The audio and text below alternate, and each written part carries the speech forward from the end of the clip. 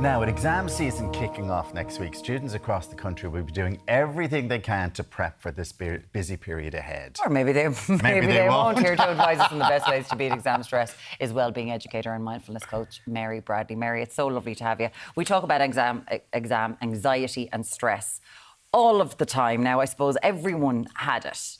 Yeah. Is it increasing, or are we just talking about it more? Like in times gone past, was it like, get on with it? Yeah, do you know what? I think it's a wee bit of both. I think the research does show that this is becoming more of an issue. It is growing. And I think one of the key things to understand around exam stress and anxiety of any kind, is that a certain level of stress and anxiety is really normal. Yeah. Exams are stressful. So to feel stressed in response to that is normal, it's healthy, it's a natural response. And one of the things that I think is really important whenever stressful things are coming up like that is to understand that, first of all, that it's okay to be stressed.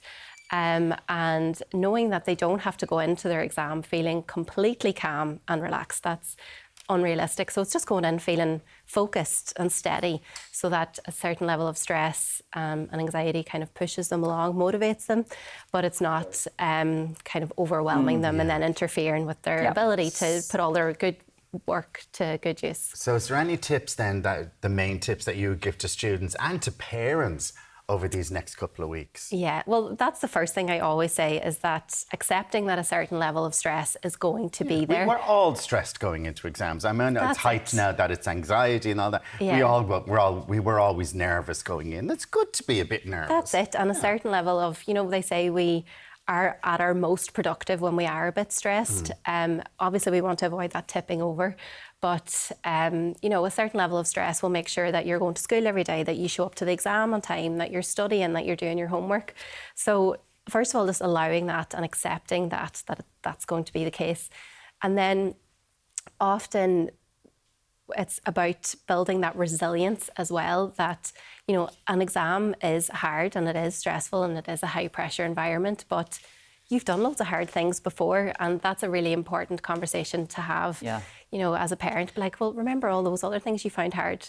Well, you did those, even though they were hard, and you can go in now and do this. We'd love to hear from you what's going on in your house. 0896 111 111 leading up to the junior and leaving cert. Now, one thing that I think is that I've just read about that you were talking about last night is the Pomodoro technique. Because if someone had told me, there's no point, if you don't know it now, I needed to study in my final week. Tell me about the Pomodoro technique. So the Pomodoro is basically you split your time up into 20 to 25 minute little chunks. So they say that is the most focused little bracket of time that you can use. Anything past 25, 40 minutes, you start to get frustrated, your energy, everything starts to fall a little bit. So breaking your day up into, I would say maybe 3 or 4 blocks of Pomodoro, then an extended break. So 20, 25 minutes of real focused study, and then a 5 to 10 minute break. And it helps with distraction as well, because when you're aware of your time, it's not that you're just blankly working through the day, that you're like, okay, I have another 10 minutes and then I can check my phone, or I have another 15 minutes and then I can do this. And I was going to say, during the breaks then, what do you do? Do you go on the phone and scroll? Like, is that taking you out of it totally, or should you just maybe go and have a cup of tea or do something just relaxing? They're going to check their phone. Well, do you know what? There's space for everything. There's a wee bit of both. And we're all like magnets, we're all drawn to our phones now. So making sure if you are going to pick up your phone that you have a timer on, that it's going to interrupt, because we all know we sit down, it's like a black hole. You could be there. Yeah. So if you are going to do that, just set a wee timer for yourself. Okay. And then getting outside, like you said, a wee cup of tea, a wee chat, whatever it is, something that's just going to let you rest and reset. So the Pomodoro is 20 to 25, 5 to 10 break, 20 to 25. So you do that 3 times, then you take an extended break, then you do it again 3 times, extended break, and then do it again, and then you're done. Okay, that's a great one. Breathing techniques, what's your favourite one? Breathing, well, can I have 2? Well, yes, let's go straight away. Okay, so the box breathing, which loads of people are familiar with.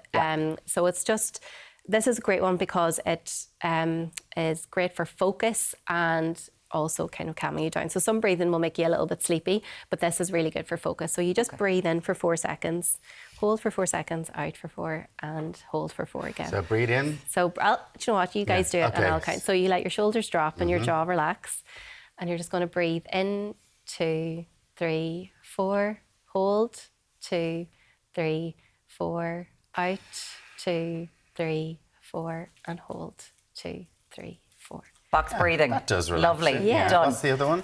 So this one is great if you do start to feel those stressy feelings rising, and it'll help to kind of regulate a little bit quicker. So it's just taking 2 breaths in and 1 breath out. So you take a breath in, another wee sip of air, and a breath out. Okay, say 2, so you go. Yeah.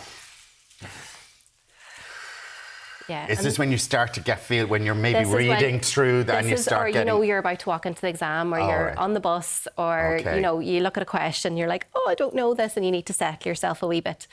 It's a great one, really quick and easy. Great. Yeah. Mindful coach and wellbeing educator Mary Bradley, thank you very much. And also eat the right food and get some sleep. That's very important as well. Very important. Thank you so much Mary. for joining Cheers. us this morning. We're going to take a quick welcome. break back here very shortly.